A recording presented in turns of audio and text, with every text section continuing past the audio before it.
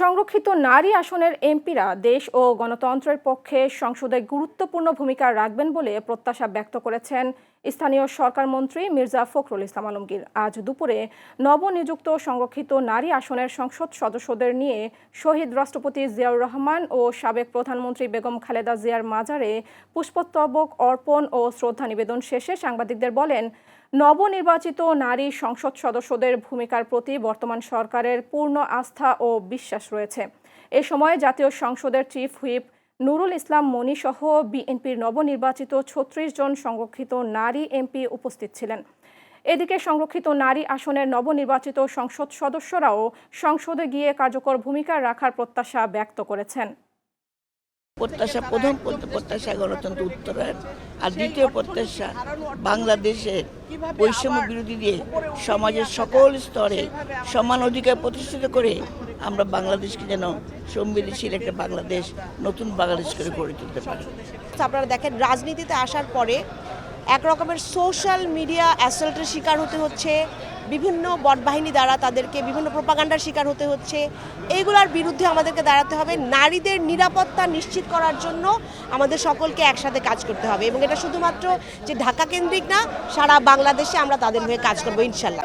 তারা বাংলাদেশে গণতন্ত্রকে প্রাতিষ্ঠানিক রূপ দিতে জাতীয় সংসদকে কার্যকরী করার ক্ষেত্রে জাতীয় সংসদকে সত্যিকার অর্থেই সকল কর্মকাণ্ডের কেন্দ্রবিন্দু পরিণত করতে তারা তাদের ভূমিকা রাখবেন। এবং আমরা দলের পক্ষ থেকে এবং আমাদের জাতীয় সংসদের চিফ হুইপ জনাব মনি সাহেবের পক্ষ থেকে আমরাও এখানে তাদের সঙ্গে এসেছি। বন্ধ হয়ে যাওয়া কলকারখানা পুনরায় সচল করতে বিশেষ তহবিল গঠনের উদ্যোগ নিয়েছে বাংলাদেশ ব্যাংক। প্রস্তাব অনুযায়ী যেসব কারখানার বাজারে চাহিদা রয়েছে এবং ক্রয়াদেশ পাওয়ার সম্ভাবনা আছে, তারা কম সুদে ঋণ সুবিধা পাবে এই তহবিল থেকে। এই বিষয়ে প্রয়োজনীয় প্রস্তুতি নিতে কেন্দ্রীয় ব্যাংক বাণিজ্যিক ব্যাংকগুলোর কাছে বন্ধ শিল্প কারখানার তালিকা চেয়েছে। ইতিমধ্যে বিষয়টি নিয়ে কয়েকটি ব্যাংকের ব্যবস্থাপনা পরিচালকদের সঙ্গে বৈঠক করে বাংলাদেশ ব্যাংক। সংশ্লিষ্ট সূত্র জানায়, যেসব কারখানা খেলাপি ঋণের কারণে বন্ধ রয়েছে সেগুলোর ক্ষেত্রে সহজ শর্তে ঋণ পুনঃতফসিলের সুযোগ দেওয়ার পরিকল্পনাও রয়েছে। পাশাপাশি কারখানা চালুর পরই আর্থিক সহায়তা, কম মার্জিনে এলসি সুবিধা এবং আমদানি রপ্তানি সহজীকরণের মতো পদক্ষেপ নেওয়া হতে পারে। বন্যায় ক্ষতিগ্রস্ত হাওর অঞ্চলের কৃষকদের সহায়তায় বিশেষ উদ্যোগ নিয়েছে সরকার। নির্ধারিত সময়ের আগেই গতকাল থেকে হাওর এলাকার ৬ জেলায় বোরো ধান ও চাল সংগ্রহ কার্যক্রম শুরু হয়েছে। সরকারের এই উদ্যোগের মাধ্যমে ক্ষতিগ্রস্ত কৃষকদের ন্যায্য মূল্য নিশ্চিত করার পাশাপাশি খাদ্য মজুত ব্যবস্থাও শক্তিশালী করা হবে বলে সংশ্লিষ্টরা জানিয়েছেন। এছাড়া আগামী ৩ মাস সরকার ক্ষতিগ্রস্ত কৃষকদের সহায়তা দেওয়া হবে বলেও জানিয়েছে সরকার। এদিকে টানা কয়েক দিনের বৃষ্টি ও উজান থেকে নেমে আসা পাহাড়ি ঢলে হাওর অববাহিকার প্রধান নদ নদীর পানি এখনও বিপদসীমার উপর দিয়ে প্রবাহিত হচ্ছে। পাহাড়ি ঢল ও অতিবৃষ্টির কারণে সৃষ্ট জলাবদ্ধতায় জেলাগুলোর নিম্নাঞ্চল ও হাওর পাড়ের মানুষের দুর্ভোগ চরম আকার ধারণ করেছে। ধান ঝিঙে ভাইনে সপ্তাহ আউরের ধান আমরা হারতে না কাটতাম, মানে ধান আমরা বেশ মুগাইতো ধান হই নাই ১২-১৪ মন আমরা ভাইনে না বেচতাম। ক্ষেত করছি বাগি লইয়া যাবি ক্ষেত সব দিন।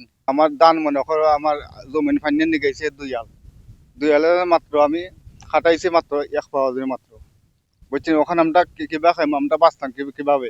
প্রাকৃতিক দুর্যোগ ও বৈরী আবহাওয়ার কারণে কৃষকগণ মাঠ থেকে ধান কেটে আনার পরেও ধান শুকাতে পারতেছে না, বিদায় আমরা ধান নিতে পারতেছি না। খুব শীঘ্রই আমরা ধান সংগ্রহ শুরু করব। পুলিশের পোশাকে পরিবর্তন আনার বিষয়ে সরকার বিবেচনা করছে বলে জানিয়েছেন স্বরাষ্ট্রমন্ত্রী সালাউদ্দিন আহমদ। আজ সচিবালয়ে মিয়ানমারের বাস্তুচ্যুত নাগরিকদের সমন্বয়, ব্যবস্থাপনা ও আইন শৃঙ্খলা সম্পর্কিত কমিটির প্রথম সভা শেষে ব্রিফিংয়ে তিনি বলেন, অন্তর্বর্তীকালীন সরকার অনেক আইনি বিষয় দেখার সুযোগ না পাওয়ায় জনগণের প্রত্যাশা পূরণ হয়নি। তবে বর্তমান সরকার সেই বিষয়গুলোতে কাজ করছে। এর মধ্যে পুলিশের ঐতিহ্যবাহী ইউনিফর্ম ফিরিয়ে আনার পরিকল্পনাও নেওয়া হয়েছে বলে জানান তিনি। প্রস্তাব অনুযায়ী মেট্রোপলিটন এলাকায় আগের মতো পেস্ট কালারের শার্ট এবং সারা দেশে নীল রঙের শার্টের সঙ্গে খাকি রঙের প্যান্ট চালুর বিষয়টি বিবেচনায় রয়েছে। এছাড়া রোহিঙ্গা ক্যাম্পে আইনশৃঙ্খলা পরিস্থিতি পর্যবেক্ষণে, ক্যাম্পের ভেতর ও বাইরে অপরাধ নিয়ন্ত্রণে যৌথ মনিটরিং ও অভিযান পরিচালনা করা হবে বলেও জানান স্বরাষ্ট্রমন্ত্রী। পাশাপাশি মাদক ব্যবসায়ীদের বিরুদ্ধে কঠোর ব্যবস্থা নেওয়ার কথাও জানান।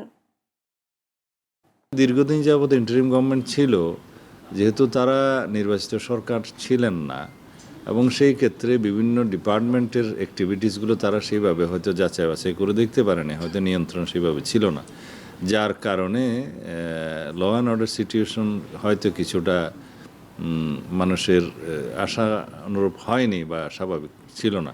এখন ইনশাআল্লাহ একটা পলিটিক্যাল গভর্নমেন্ট এস্টাবলিশড হয়েছে, একটা গণতান্ত্রিকভাবে সুষ্ঠু নির্বাচনের মধ্য দিয়ে, ট্রান্সপারেন্ট নির্বাচনের মধ্য দিয়ে আমাদের জনগণের ম্যান্ডেট আছে, তা আমরা আইনানুগভাবে একেবারে যথাযথ প্রক্রিয়ায় আমরা সব কিছু ব্যবস্থাপনার চেষ্টা করছি। এক্ষেত্রে পুলিশও ব্যতিক্রম নয়।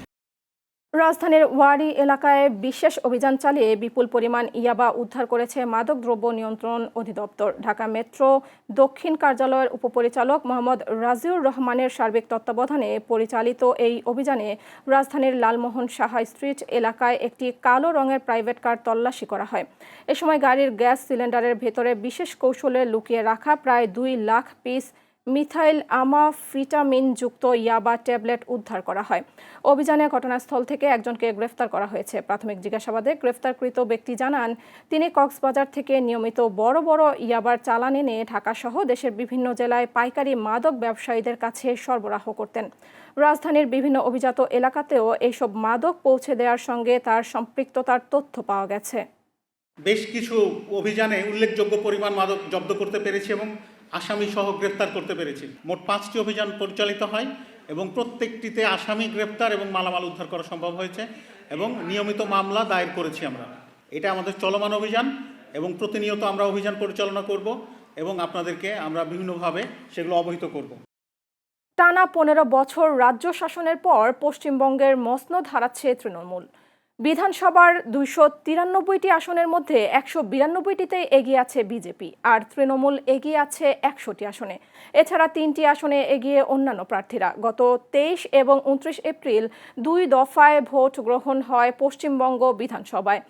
সোমবার ভারতের স্থানীয় সময় সকাল 8টা থেকে শুরু হয়েছে ভোট গণনা। প্রথমে পোস্টাল ব্যালট এবং পরে ইভিএম এর কাউন্টিং শুরু হয়। গণনার দিনের শুরুতেই তেমন পার্থক্য না থাকলেও সময় গড়ানোর সঙ্গে সঙ্গে বাড়তে থাকে বিজেপি তৃণমূল কংগ্রেসের ব্যবধান। সময় যত গড়াচ্ছে ততই উচ্ছ্বাস বাড়তে থাকে গেরুয়া শিবিরে। এদিকে ভোট গণনায় বিশেষ নজরে আছে ভবানীপুর তৃণমূল নেত্রী মমতা বন্দ্যোপাধ্যায় ও তার প্রতিদ্বন্দ্বী বিধানসভার বিরোধী দলীয় নেতা শুভেন্দু অধিকারীর ফলাফলের উপর। এদিকে এখনও জয়ের আশা ছাড়েননি মুখ্যমন্ত্রী মমতা বন্দ্যোপাধ্যায়। গণনা শেষ না হওয়া পর্যন্ত প্রতিটি কেন্দ্রে কড়া নজর রাখতে নেতাকর্মীদের নির্দেশ দিয়েছেন তিনি। প্লিজ দয়া করে কেউ কাউন্টিং এজেন্টরা এবং প্রার্থী ক্যান্ডিডেটরা তারা ভোটিং এলাকা ছেড়ে আসবেন না। স্ট্রং রুমে যেখানে কাউন্টিং হচ্ছে মানে সেন্টারে, সেখান ছেড়ে কেউ আসবেন না। এটা বিজেপির প্ল্যান। প্রথম 2-3 রাউন্ডে আমি কালকে থেকেই বলছি যে ওদেরগুলো আগে দেখাবে, আমাদেরগুলো পরে দেখাবে। এবং অনেক জায়গায় 2-3 রাউন্ড কাউন্টিং করার পরে প্রায় 100টা জায়গায় কাউন্টিং বন্ধ করে রেখে দিয়েছে এবং কল্যাণীতে ধরা পড়েছে 7টা মেশিন যেখানে কোনো মিল নেই। টাঙ্গাইলের ধনবাড়িতে দুর্নীতি বিরোধী বিতর্ক প্রতিযোগিতা ও পুরস্কার বিতরণী অনুষ্ঠিত হয়েছে। দুর্নীতি দমন কমিশন ও উপজেলা দুর্নীতি প্রতিরোধ কমিটির আয়োজনে সোমবার সকালে উপজেলা পরিষদ অডিটোরিয়ামে অনুষ্ঠানের আয়োজন করা হয়। অনুষ্ঠানের প্রধান অতিথি ছিলেন উপজেলা নির্বাহী অফিসার নূরজাহান আক্তার সাথী। ধনবাড়ি উপজেলা দুর্নীতি প্রতিরোধ কমিটির সভাপতি খন্দকার নাজিরুল ইসলামের সভাপতিত্বে অনুষ্ঠানে বিশেষ অতিথি ছিলেন উপজেলা মাধ্যমিক শিক্ষা অফিসার মোহাম্মদ বাবুল হাসান সহ অন্যান্যরা। ভারত থেকে আমদানিকৃত পণ্য চালান বেনাপোল স্থলবন্দর দিয়ে প্রবেশ থেকে শুরু করে খালাস পর্যন্ত প্রতিটি ধাপ সম্পর্কে সংবাদ সম্মেলন অনুষ্ঠিত হয়েছে। সোমবার বেনাপোল আন্তর্জাতিক প্যাসেঞ্জার টার্মিনাল ভবনের 2য় তলায় সম্মেলন কক্ষে সংবাদ সম্মেলনের আয়োজন করা হয়। বন্দর কর্তৃপক্ষ জানায়, দেশের বৃহত্তম স্থলবন্দর হিসেবে বেনাপোল দিয়ে প্রতিদিন বিপুল পরিমাণ আমদানি রপ্তানি বাণিজ্য সম্পন্ন হয়। এই কারণে প্রতিটি ধাপে শৃঙ্খলা, জবাবদিহিতা এবং প্রযুক্তি নির্ভর ব্যবস্থাপনা নিশ্চিত করা করা অত্যন্ত জরুরি হয়ে পড়েছে। ইতিমধ্যে সেবার মান উন্নয়নে ডিজিটালাইজেশন ও মনিটরিং ব্যবস্থা জোরদার করা হয়েছে বলেও জানানো হয়। পাশাপাশি ব্যবসায়ীদের সহজ ও দ্রুত সেবা দিয়ে সংশ্লিষ্ট সব সংস্থার সঙ্গে সমন্বয় বৃদ্ধি করা হচ্ছে। তথ্য ও সম্প্রচার মন্ত্রী জহির উদ্দিন স্বপন বলেন, বর্তমানে কারাগারে থাকা সাংবাদিকদের প্রত্যেকের বিরুদ্ধেই অন্তর্বর্তীকালীন সরকারের পক্ষ থেকে বিভিন্ন অভিযোগ আনা হয়েছে এবং তারা বিভিন্ন অপরাধের সঙ্গে জড়িত বলে দাবি করা হয়েছে।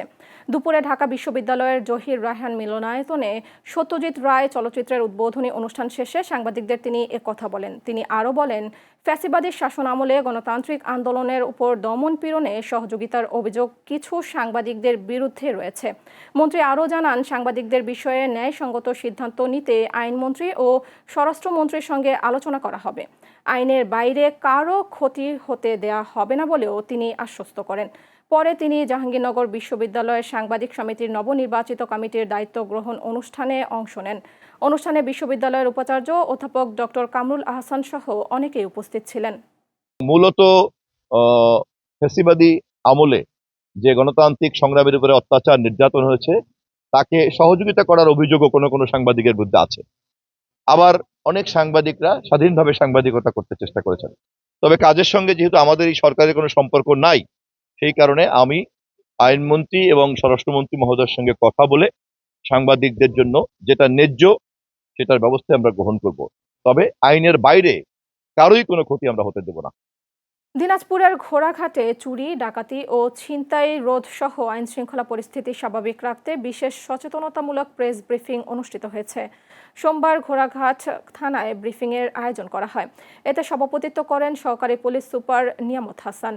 প্রেস ব্রিফিংয়ে জানানো হয়, এলাকায় চুরি, ডাকাতি ও রাহাজানি বন্ধে পুলিশ জিরো টলারেন্স নীতি গ্রহণ করেছে।